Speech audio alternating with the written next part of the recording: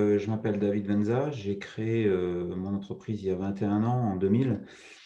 Je suis issu de l'école des compagnons du Tour de France. J'ai fait mon Tour de France dès l'âge de 17 ans jusqu'à 27 ans.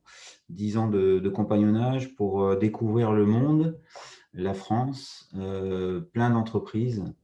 Je pense que c'est une belle école de la vie. On va agir sur des domaines donc de la construction, effectivement, des maisons assez complexes d'architectes. On va travailler aussi sur de la grosse rénovation et aussi sur une partie décorative en béton décoratif, puisque notre cœur de métier, le béton, quand on est maçon, on travaille le béton, et c'est lui donner un petit peu plus de noblesse à cette matière-là. Elle peut être magnifique quand elle est traitée en finition. Voilà.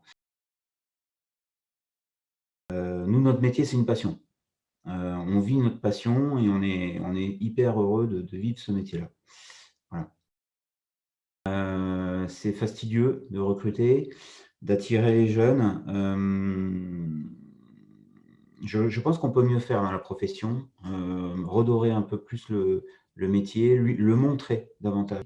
On voit des émissions de télé sur la cuisine, sur la pâtisserie, sur l'immobilier, et on voit qu'eux ne manquent pas vraiment de recrutement. Enfin, attention, je ne parle pas de la restauration, les serveurs et tout ça, mais je pense que ça peut former, ça peut, je dirais, devenir une vocation pour des gens qui ne s'y retrouvent pas à l'école, comme moi d'ailleurs, hein. J'ai raté l'école, c'était pas mon truc, et j'ai trouvé ma voie parce que justement, il fallait que je fasse autre chose que des études.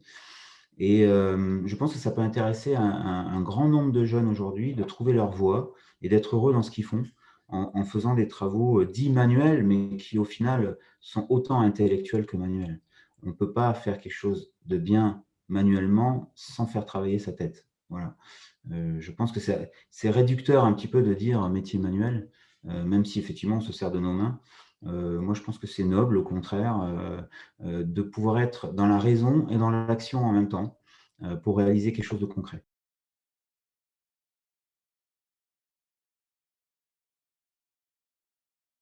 On est 12, hein, dans l'entreprise, on n'est pas dans le désert non plus, mais on peut, et on pourrait même aller chercher davantage de clients si on avait plus de personnel. Donc, qu'est-ce qui se passe? C'est qu'au final, on ne répond pas à toutes les demandes et on fait que ce qu'on est capable de faire. Parce que dans la satisfaction clientèle, il y a aussi les délais, les engagements que l'on prend avec eux. Ça ne sert à rien d'en prendre, de prendre du boulot si on ne peut pas l'assumer. Donc voilà, ce qui se passe aujourd'hui, c'est que je pense que c'est un frein aussi pour la France, de ne pas pouvoir réaliser toute la demande qui est demandée. Bon, bien sûr, il y aura toujours du déchet, mais là, on est vraiment, j'ai l'impression qu'on est dans une machine qui tourne à 40%, alors qu'elle pourrait tourner à 80%. Ce serait déjà mieux. Euh, voilà, donc c'est un handicap pour l'économie française de ne pas pouvoir recruter. Voilà. Alors les caisses, ce qui se passe, c'est que le bâtiment représente 6% de l'activité française, au niveau des entreprises, et ce secteur, enfin le BTP, le bâtiment et travaux publics, ce secteur subit en fait un régime spécial. C'est-à-dire que tout le long de l'année, les entrepreneurs peuvent éditer des bulletins de salaire pour leurs salariés, sauf au moment de la prise des congés. Donc, au moment de la prise des congés, il y a un intermédiaire qui s'appelle la caisse des congés, qui a cotisé de l'argent via les entreprises, bien sûr, euh, un an à l'avance quasiment, avant de les redistribuer aux salariés pour les congés. Donc, c'est un handicap en termes de trésorerie, par exemple. Et on s'aperçoit qu'en faisant des calculs d'experts comptables, les entreprises, en fait, surpayent les congés. Il y a environ 600 à 900 euros à peu près, ça dépend des cas, de surplus par an de cotisation par rapport au versement des congés avec les charges sociales. Voilà.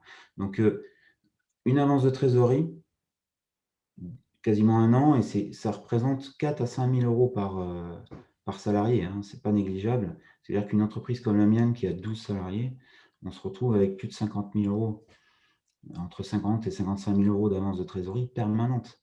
C'est-à-dire qu'on a un trou sur notre compte courant de 45 à 50 000 euros.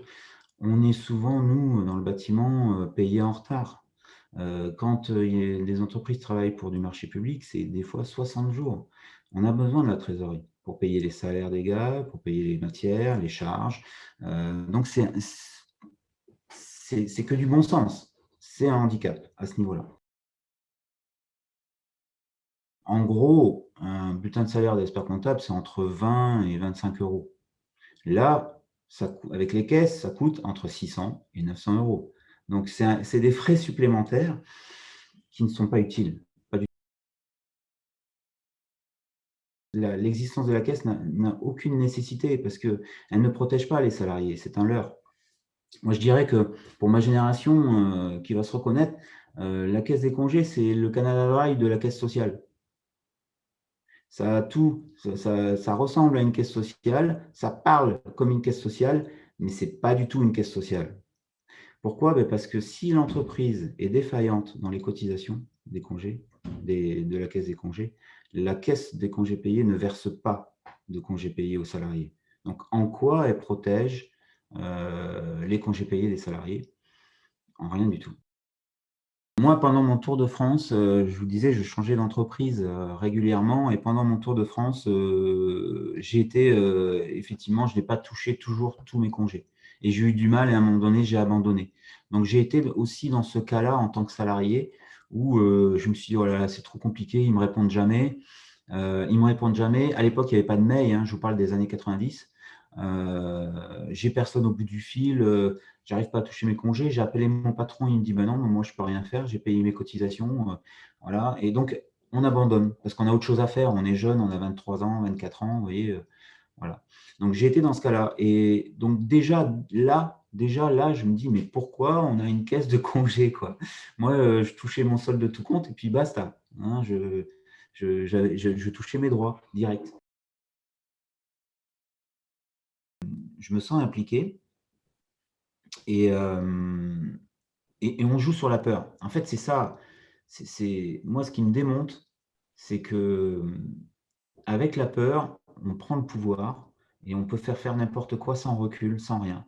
Malheureusement, c'est l'avenir qui nous dira que, bah, là, on avait tort, de faire ça, là aussi, on va apprendre des leçons, avec l'avenir, mais c'est dommage, c'est trop tard. Quand c'est comme ça, c'est trop tard.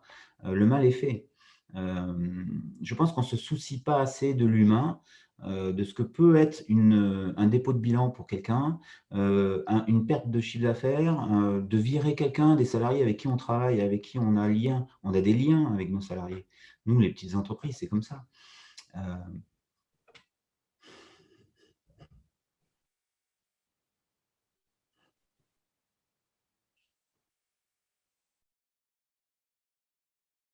Moi, j'ai un message, c'est quand est-ce j'ai une question déjà, enfin j'en ai plein de messages, mais on va commencer par cette question.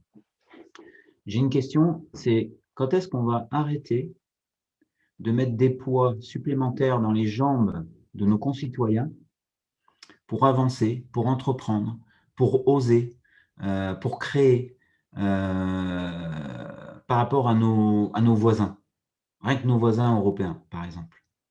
Quand on voit le nombre de normes, le nombre d'obligations, le nombre de restrictions, mais comment on peut avancer? Comment on peut, je dirais, mettre nos idées, créatrices en action? C'est compliqué, quoi, alors qu'on a des talents. En France, on a des talents et c'est dommage. C'est dommage, on se met une balle dans le pied. Donc, arrêtons d'être dogmatiques, d'avoir peur, d'écouter trop ses peurs et ses mauvaises croyances. Moi, je pense qu'on peut avancer en faisant confiance aux gens, dans leur façon de voir les choses, et de vouloir créer. Parce que je pense que le pays a besoin de créateurs, a besoin de gens qui sont dans l'action, qui osent, pour justement, dynamiser cette économie, quoi.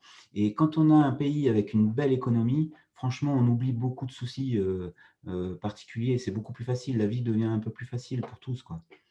Voilà.